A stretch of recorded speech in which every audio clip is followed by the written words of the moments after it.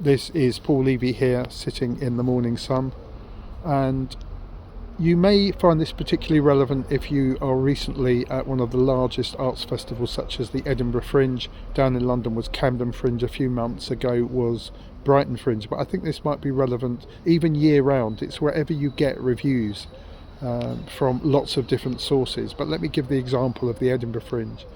You might have had a review in the Scotsman. If you're happy, you might have got a 4-star. They didn't give out many 5-star reviews this year.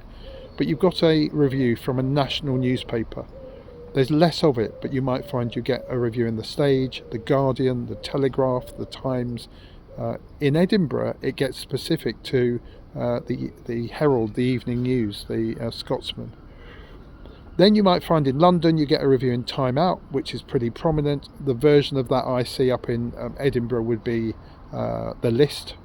Then you might find you get a review from various websites such as Fringe Review, and then again you might find you get reviews from some that are very specific to Edinburgh, mostly anyway, like 3 Weeks. The Wee Review in Scotland is one of them. Down in London there are different ones. In Brighton you might get a review in the Argus newspaper. And the key thing then is to not fall into a bit of a trap when you're applying let's say you're applying for Arts Council funding, other sources of funding for your work. You might find that you're applying directly to venues using the idea of rural touring and trying to build up a tour of your work. And to do that, obviously, you're going to talk about reviews that you've got. And I would say if you're looking for gigs, say in September, the month, or October, the month or two after the Edinburgh Fringe, then fresh reviews have got a certain value wherever they come from.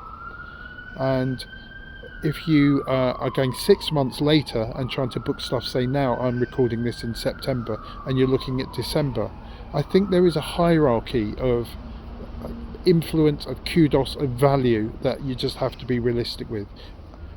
I'd be well up for being contradicted on this if anyone from the Arts Council is watching, but I would suggest that though during the Edinburgh Fringe you might have got a review from fredsreviews.com, some blogs, some TikTokers who are out there, it is not to denigrate that reviewing particularly, it's just the realism around what is defined as professional and what is valued once the Fringe is over. And if ultimately there are titles, subtitles in forms you need to fill in that ask for what critical reception you got, evidence of reviews, the one in the Guardian, the one in the Stage, I would even hesitate to say some of the Edinburgh-based reviewers that may have been influential for you telling ticket sales, that there's a difference between them. Those big nationals I've just mentioned are expected, and they last all year round. They last beyond the Fringe.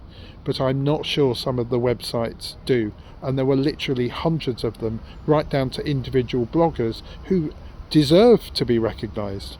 And it is just a bias against them.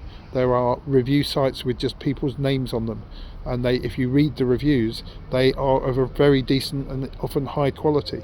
The people reviewing have often worked in the industry or just spent a long time watching, been passionate about shows, and so that's given them an eye for theatre.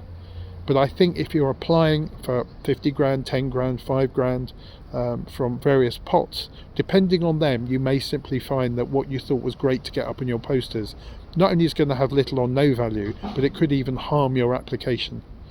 And as I hear that in my own head, speaking those words, it sounds like I'm being snooty, but I'm actually just trying to be realistic for you.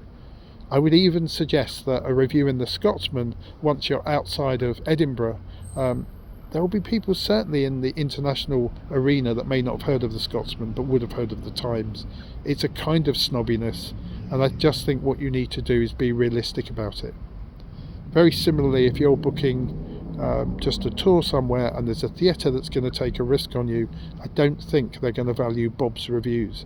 And I think if there's a click-through and it's a TikToker that's really serious, at least that minimises the risk. And it may well be that we're just coming into, I think, a good phase where influencers are valued when the quality of their influence is authentic, well-written and evidence-based. But if they click through and find that on the same TikTok feed, that person is now just partying, having fun, just comes up to the Edinburgh Fringe, may even do a very good job, but they're clearly not a theatre journalist the rest of the time, and they only do it at a particular Fringe festival, that's the context in which you're quoting that review. So that's going to be bad news if one or two of your only reviews in Edinburgh that served you well now simply don't transfer into the future, and they don't. And I think what you have to do is you have to prioritise, and I think you have to, even though I'm not saying that the journalism is any better, it is about kind of reputation and brand. So organise them if you've got several. Be ready to still quote them where you need to on a poster. If you're playing in your hometown or somewhere else and you're flyering, absolutely you can put reviews and star ratings on. But in terms of industry interest, I think you're just going to have to accept that people are not giving money away lightly these days. There isn't much of it to give away, and venues are not just going to take risks on Fred's reviews or Mary's reviews. Some might click through, some might have heard of them, but I think you've got to be realistic about it.